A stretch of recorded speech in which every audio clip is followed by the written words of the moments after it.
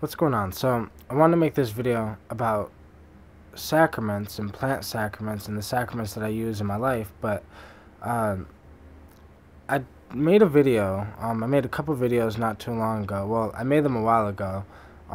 Honestly, like they were, I think, from my old YouTube channel. I just re-uploaded them.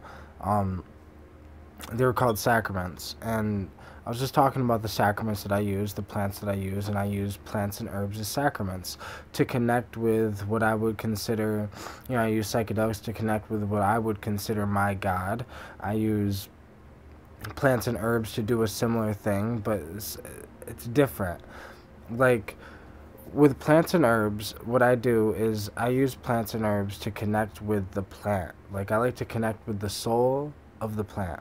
And a lot of times this sounds a little, out there to a lot of people, but like I genuinely believe that plants are conscious beings and that they have souls and they have knowledge and they could teach you things and they can love you and they can connect with you. They can make you laugh, they can make you cry, they can, comfort you, they can get stern with you, they can, give you love, give you soft love and tough love. They can, I just feel like plants are a lot more conscious than we realize.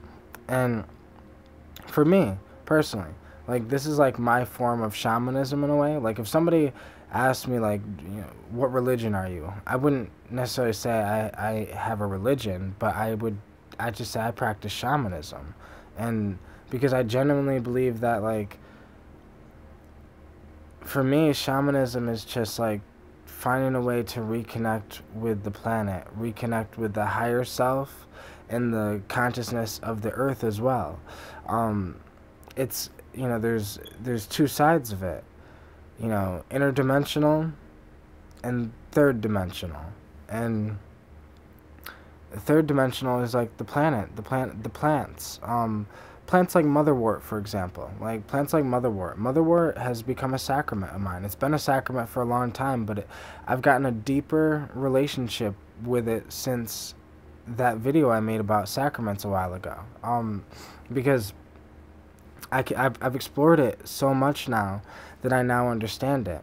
And what's so funny about motherwort is I feel like I'm the very first person to like explore motherwort shamanically, because there's so many people that I've heard so many people talk about motherwort, but every time they talk about motherwort, it's usually about how it was used for female problems like postpartum depression, and after the baby's born could help with helping you basically being a new mom is stressful.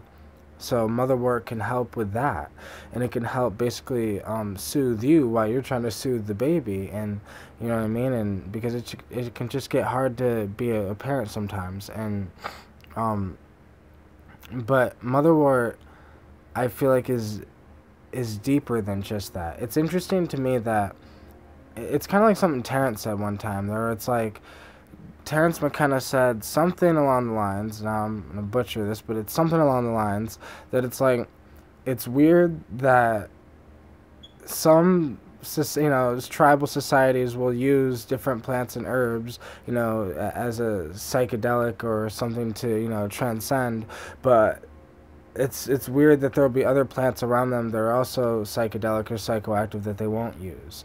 There's many, situations like that where it's like there's many psychedelic plants around these tribes, and for some reason they didn't use that, but they used the other thing. It's just, why is it that it's like some plants just get lumped into the categories of literal just medicine, where it's like they only work as a medicine, they only get used as a medicine, and other plants get lumped in as you only use them to get high. Like, in so many people's eyes, cannabis gets looked at as the plant that you just get high from. It just seems that's what, when people say I smoke weed, people just look at you, oh, you're just getting high. We have medicinal cannabis, but people that don't smoke cannabis, a lot of them still look at us like we're just trying to get high. Even if somebody genuinely, has pain, or genuinely is smoking it for a medicinal reason, a lot of people look at him, oh, you're just trying to get high. Just trying to make an excuse to get high. And honestly, so what? If you are, but that's another story. But it's just, why is it that some plants just never really get looked at all? Like, we never look past it. Maybe it's because, like, things like, I've noticed with Blue Lotus, with the blue water lily, for example. I've gotten the blue water lily to work for me, but it's only because over the time period that I've been working with, plants and herbs, it's been about, like, 3 years, honestly. Within this time period, I've learned a lot, and I've learned that there are certain ways to get them to work, and there are certain ways to get them to not work, because I've learned, for me personally, I tend to brew most of my herbs, but even sometimes the brew doesn't really work that well, because right now I'm gonna give you guys a prime example, because like I said, I've been using motherwort as a sacrament. I'm using it so I can connect with the spirit of the motherwort plant, where I can actually learn from it. You know what I've learned from the motherwort plant? That the motherwort plant is very motherly. Like, if you have some mother issues, like, the motherwort plant can definitely help you with that. Like, genuinely. Like, if you're a man that has some mother issues, that, like, you need some comfort in your life, or if you're a woman that even, I don't know, it doesn't even really matter what you are. It's just, like, motherwort just seems to be very motherly. The consciousness of it is definitely a female consciousness, and it's definitely, and what I mean by consciousness of it, I mean its characteristics. I mean the characteristics of the effects that it gives you. The effects that it gives you, the way it makes you feel, how you genuinely just, the way it makes you think, the way it comforts you. Motherwort is very comforting, like a mother's comfort. And that could be because the molecule stachydrin is possibly releases oxytocin, so that could have something to do with it. And stachydrin is only in motherwort, and it's not in wild daga, because wild daga and motherwort, they're both in the same family. They're both in the mint family, but closer to that, they're both Leonoris plants. So, being in the Leonoris family, they both contain leonorine, but it's almost like wild daga and clip daga are more psychoactive in the head and more like a little more psychoactive visually, where a motherwort is more feeling. You have more feeling in the body, and it's probably because, the stachydrin is in the motherwort. And that's just looking at it on a chemical perspective, because I like to look at it from both perspectives, a chemical perspective and a spiritual perspective. Because on a spiritual level, there's parts of the plant that cannot be identified by looking at the molecules. Meaning, you gotta take it and feel it and understand. Like, you gotta connect with it. You gotta build a relationship with it. Over time, you'll understand. Because it's like, what I've learned, and I've tried motherwort from many different vendors, many different aspects of life. And the motherwort I have now is weaker than the motherwort I had prior. And so it's like, I need to take more, I need to brew more, than I did prior, more plant matter. And there's nothing wrong with that. It just means that it could, motherwort that's wild crafted has a completely different smell, and completely different molecules in it, and different effect and different vibe to it. Like, I got some wild motherwort that genuinely I picked in the wild myself, out, down by the river, and it's like, I smell it now, like it's dried, and I smell it now, and it smells, like, almost like green, like, I don't want to say green peppers, but like, not green peppers, but it smells spicy almost. I don't know how to explain it. It smells spicy, and you could smell the bitterness in it, and you could smell, it just smells completely different than any other motherwort I've ever had. And the motherwort I have right now smells different than the motherwort prior that I had. And I've just realized And I've also realized that with the wild dagga and the clip dagga. I grew some clip dagga, and that's what I've been smoking, my clip dagga, uh, that I've grew for like the past 2 weeks, 3 weeks with the, doing motherwort. Um, so it's like, I've noticed that the clip dagga I have smelled lemon as fuck. Like, it smelled like lemon and garlic-ish and plant-like and something else. And then the flower petals, when I broke them up, it smelled like weed. And I mean, when I say the flower petals, I mean like the prickly part where it's like the part of the clip dagga that's like where the seeds are at. After I took the seeds out, I let that part dry for like a month, and then I broke it apart, into like small little pieces, and I smelled it, and it smelled like weed. It smelled like it had that strong, like skunkish lemon type smell. I even had my mom smell it, and she said, "Yeah, it smells like weed." And I've never had any clip dagga that I bought smell like that. And I think it's, you know, the way that I grew the soil, the way that it was my compost that I had with the fruits that I use and the oranges, and I used ormus in my dirt as well. And, you know, I don't know, it was just the most potent clip dagga I've ever had in my entire life. Um, it's just, and the tea was so lemon tasting, it almost tasted like lemon balm. But it wasn't, I knew what it was, but it's just, this is what I've found, that a lot of times when people don't get these things to work for them, it's because, maybe it's where it's grown, or maybe it's not wild crafted, or maybe, you get a strong batch one time because it was wild crafted. Plantain type, like it's the same thing with kratom. Plantain kratom and wild crafted kratom from, a wild tree is completely different. The very first, like when I first got 20 kilos of kratom for the first time, like 20 kilos of kratom, it was all wild crafted kratom.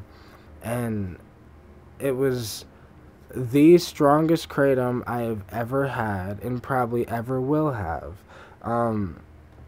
Because nowadays the kratom, like 95% of the kratom out nowadays is like plantain kratom that's grown, and they're only like 3 to 10 years old, plants. And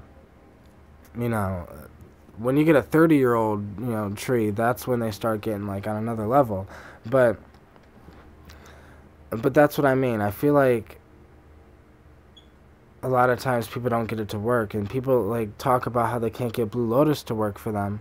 And I feel like it's because, maybe it's how you're brewing it, or where it was grown, or it's just, there's many different reasons why it could not work. A lot of times when you brew something, when you just make a tea with something, it doesn't work. And it all depends on intention too. Like, my intention is to do it shamanically. So obviously I'm going to brew this shit very similar to the way that shamans brew ayahuasca. That's the way I look at it, where it's like shamans brew ayahuasca for all day long.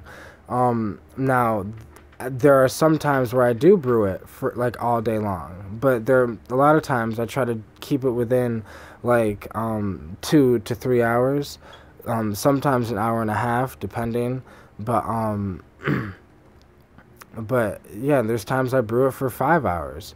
Because sometimes I'll just forget, that it's brewing, and I'll just go on with my day, and then I'll be like, oh shit, it's been brewing, oh well, it's not going to harm it. And I like to keep a top on so I don't lose the steam, because a lot of people say that, you don't lose anything when, without a top, because you lose, you see the steam coming up.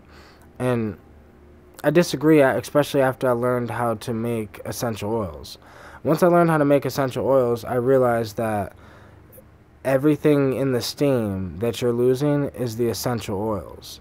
So if you want to keep the essential oils in your brew, then you got to keep a top on it so you don't lose that steam. But, and also that means you have to keep it low enough so the steam's not just making the top go, pushing the top, up and down, and while steam's leaking out the sides.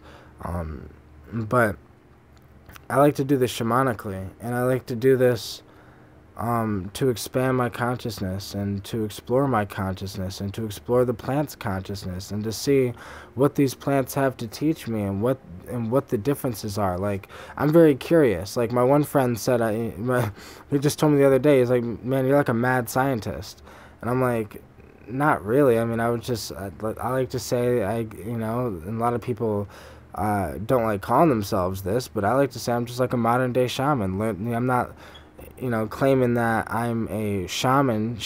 I'm claiming that I'm just some guy that's learning from these plants and herbs and learning how to make my own mixtures and plants and dive deep and explore. And I've had fuck ups. There's times where I've mixed too many herbs together and it completely was a thing where you should not be mixing those herbs together, and it completely like fucked me up and I almost had to go to the hospital, or at least I almost called the hospital. But I don't know. I just think like this is just me and my life, you know what I mean? But that's why I find it interesting that it's like I can't find any accounts of people using motherwort shamanically. And I find that interesting because the way motherwort is, I find it where it's like it's so comforting and so like loving that I can't see why they wouldn't use it as like a natural empathogen, where it's like you could sit there and take it with some people, get in your feels, be relaxed, and let loose, let go, enjoy yourself. It feels, I don't know. And I guess it's because a lot of times, when you're using it, when a plant has only been used medicinally, they usually say you took too much if you start to feel what they say, quote unquote, dizzy. Because I don't think motherwort gets you dizzy at all. I don't think any. I think when people say that something gets you dizzy, it's because our society is based on alcohol. So they base it on alcohol, and when you drink alcohol, you get dizzy. But I've never been dizzy off of motherwort, and I've taken extremely high doses of motherwort. I'm on a pretty decently high dose of motherwort right now, and it's like, I mean, I just think that it's psychoactive. A lot of things are psychoactive. A lot of things that people don't realize are psychoactive. I mean, you could brew people. I'll talk about how I made a brew with oregano one time, and people be like, "Oh my God, ha ha ha, oregano!" And there's been times where when I was a fucking dumb teenager, where I was sold, I tried buying a bag of weed, and somebody sold me oregano. But literally though, even oregano has a psychoactive effect. I mean, green tea has a psychoactive effect.